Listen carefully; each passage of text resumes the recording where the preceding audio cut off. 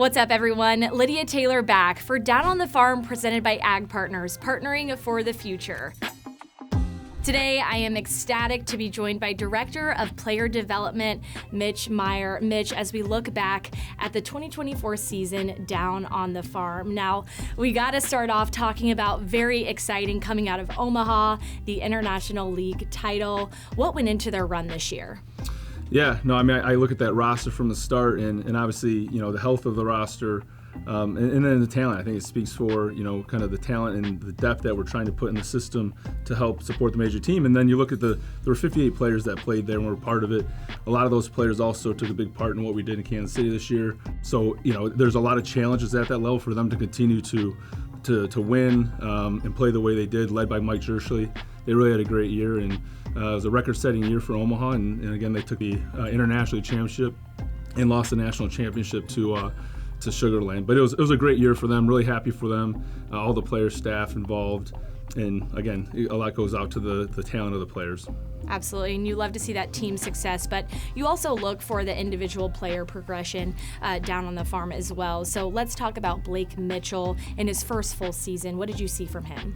Yeah, it's a foundational year, building that foundation, his first full season. We know all the challenges that go into that first season for any player coming off of their amateur experiences. So really happy with Blake. He, caught over 60 games this year, DH'd, got into 111 games, I believe, overall.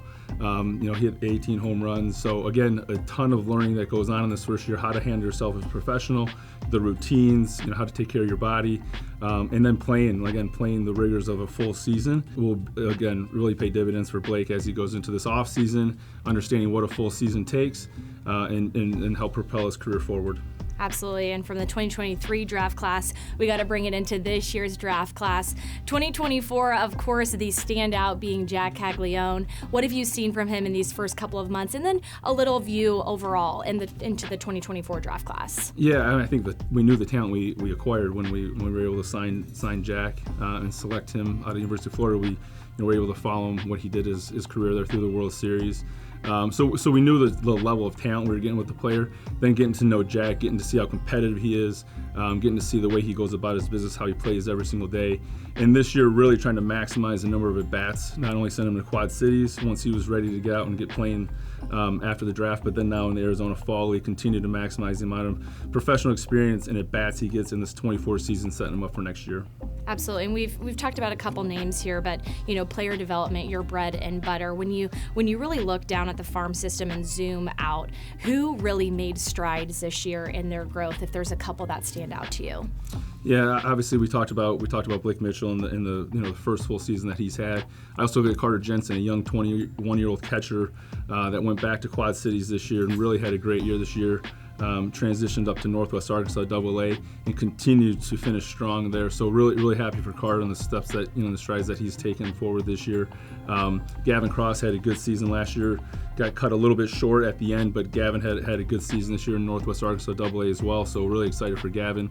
And then on the pitching side, I take a look at Noah Cameron, Steven Zobak, Ben Kuderna, several individuals that performed at the initial level they started, went to the next level, and continued that success. You look at Noah, what he did in AAA this year. Really excited for Noah and his future here with Kansas City. Same for Steven Zobak with what he was able to accomplish going from Quad Cities up to Northwest Arkansas. And again, Ben Kuderna is our Futures Game representative with Gavin Cross. Really excited for those guys. Again, we know the talent. We know, like I said, the work that goes into it, and watching those guys continue to grow and get better as they strive to impact the team here in Kansas City. Absolutely. It was exciting to watch, those players and get to recap with all of the fans during our Down on the Farm episodes. Now, today is the final Down on the Farm episode of the year. However, quite a few things still going on. The Instructional League just wrapped up. What are some of your main takeaways from that? Yeah, we're trying to maximize and narrow the scope and focus, and we get into Instructional for those players. We kind of reflect on what the needs of each individual are as we head into Instructional League, and then go attack that, setting them up for the off season and the 25 season. So we had a ton of great work with, again, Spencer Nivens and Blake Mitchell's out there, and Jack joined us after he got done in Quad Cities before he transitioned over to the Fall League. Daniel Vasquez, another young shortstop for us. That's a exciting talent. So getting those guys and being able to really narrow the instruction after this season and then set them up again for the off season and for the 25 season was important. And then we have another strength camp coming up, so we'll continue to do throughout the off season some other developmental opportunities and programs as we set guys up for the upcoming season. You've mentioned it a couple times, the Arizona Fall League. We've got 9 players participating. What is the main focus for those guys? Yeah, I mean, you look at the Fall League and you look at the number of players and the talent level of those players that end up impacting the major leagues, and they all are deserving to be there. Brett Squires was a Midwest League All-Star. His season got cut short, so not only does he deserve to be there from a performance standpoint in high A this year, but also trying to get more at-bats for Brett. We talked about Jack already and maximizing his at-bats, and we know the talent level he is. Daniel Vasquez, again, someone that's an extremely talented individual, played shortstop in Columbia for us the last couple of years. He'll be there as well. And then Carter Jensen, who I've already mentioned, had a great year. And then on the pitching side, Luinder Avila and Shane Panzini are the starters there, both coming off of good seasons. Shane and Luinder actually had some injuries, so continue to get innings and set them up for next season. And then Anthony Simonelli, you can't speak enough of what Anthony did performing in Northwest Arkansas this year and also in Omaha. Brandon Johnson, his second full season, seeing the strides he's made and earning that opportunity. And then same with Chaz Martinez into his second full season. As a power lefty with what he was able to do in Quad Cities and help that team get to the playoffs this year. So really excited for that group. We have Andy LaRoche as our hitting coach down there with those position players. So they'll be in good hands with someone that they know and will continue to be a part of their development process as we get into the next few years. So excited for that opportunity. And it's a fun league, a talented league that should be setting these guys up for the talent and the expectations of them to continue down the path to help us in Kansas City.